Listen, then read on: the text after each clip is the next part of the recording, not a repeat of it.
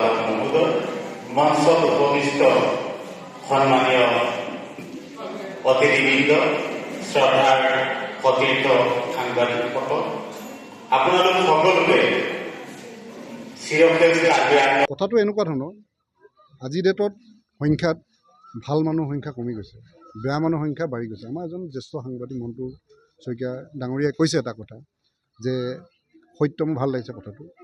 সত্যই জোতাযোৰ পিন্ধোতে অসত্যই গোটেই পৃথিৱীখন হাত পাক ঘূৰে। বহুত মহত্বপূৰ্ণ কথা কৈছে। ঠিক তেনেদৰে অসত্য সংখ্যাটো বাঢ়ি গৈছে। অৰ্থাৎ মানে জ্ঞানী মানে আমি কওঁ যে কিতাপ পত্ৰ যিসকল জড়িত হৈ থাকে, আমি সকলো জ্ঞানী মানুহ বুলি কওঁ, ভাল মানুহ। কাৰণ কেলৈ তেখেতলোকে আনৰ ক্ষতিৰ কথা চিন্তা কৰিব যাওঁতে যোৱাতকৈ নিজৰ অধ্যয়নত ব্যস্ত থাকে। আমি সেইকাৰণে কওঁ যে এইবিলাক ভাল মানুহ। কিতাপৰ লগত যি বন্ধুত্ব কৰে সেইবিলাক ভাল মানুহবিলাকহে কিতাপৰ লগত বন্ধুত্ব কৰিব। কাৰণ কেলৈ ভাল মানুহ, কিতাপৰ লগত যিবিলাক মানুহে বন্ধুত্ব কৰে সিহঁতি বেলেগৰ কথা, বেয়া কথা চিন্তা কৰিবলৈ কাৰণে সময় লাগে। অকল কিতাপেই নহয়, কিছুমান গায়কো হ'ব পাৰে, কিছুমানে ভাল মিউজিচিয়ান হ'ব পাৰে, ভাল এজন তোমাৰ খেতিয়কো হ'ব পাৰে লগত।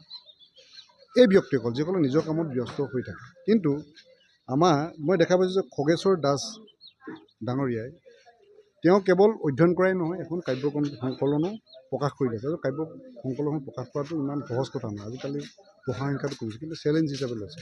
প্লাছ আৰু ডিজিটেলিভাৱে নিজে এটা আপোনাৰ এইটো QR ক'ড এটা ছিষ্টেম কৰে, য'ত মানে আৰু আজি গাঁৱৰ ইচ্ছা কৰিলে চাব পাৰে। এইটো এটা ভাল আমাৰ শুভ লক্ষণ। মই ভাবোঁ যে আমাৰ খগেশ্বৰ দাসৰ দৰে আমাৰ লাগে, মানে সংখ্যাত আমাৰ বাঢ়িব লাগে। তেতিয়া ভাবোঁ যে অসমত বা আমাৰ যিটো বেয়া মানুহ বুলি মই কৈছোঁ, মানে যিসকলে পেপাৰ বা এইবিলাকৰ লগত জড়িত, ভালকৈ চৰ্চা জড়িত থাকে, সংখ্যাটো বাঢ়িব। আৰু সংখ্যাটো বাঢ়িলে মই ভাবোঁ তেতিয়া আমাৰ শইকীয়া ডাঙৰীয়াই যিটো কথাটো কৈছে যে তেতিয়া অসত্যই জোতাযোৰ পিন্ধি থাকোঁতে সত্যই হাত পাক পৃথিৱী ঘূৰিব।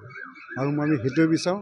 মই সবয়সত কওঁ, আইনষ্টাইনে এটা কথা কৈছিলে, যিমানেই যি নহওক পোহৰৰ গতিবেগ আটাইতকৈ বেছি। কিন্তু সেইটোৱে আমি থিৰাং কৰিব লাগে, =mc²।